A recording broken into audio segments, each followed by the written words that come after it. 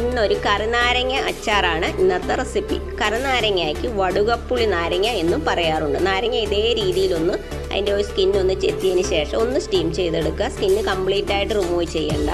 അതിന് ശേഷം ചെറിയ പീസാക്കി അരിഞ്ഞ് മാറ്റി വെക്കുക. ഓയിലിലേക്ക് ഇഞ്ചി, വെളുത്തുള്ളി, പച്ചമുളക്, കറിവേപ്പില, ഉണക്കമുളക്, ഉപ്പ്, മഞ്ഞൾപ്പൊടി ഇത്രയും ഇട്ടതിന് ശേഷം ഫ്ലെയിം ഓഫ് ആക്കേണ്ടതാണ്.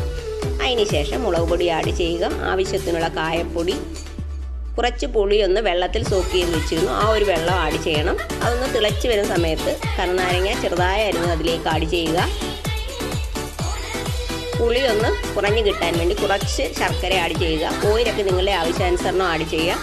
അതിലേക്ക് കുറച്ച് ഉലുവാപ്പൊടി, ജീരകപ്പൊടി ആഡ് ചെയ്യേണ്ടതാണ്. കറുനാരങ്ങ വാങ്ങുമ്പോൾ സ്കിന്ന് കുറച്ച് കട്ടിയുള്ളത് വാങ്ങിച്ചു കഴിഞ്ഞാൽ അതിന് നല്ല കയ്പ്പായിരിക്കും. അതുപോലെ തന്നെ നാരങ്ങ അരിയുന്ന സമയത്ത് അതിൻ്റെ സീഡ് ഒട്ടും തന്നെ അതിൽ വീഴാൻ പാടില്ല, കയ്പ്പുണ്ടാകും. ഓക്കേ.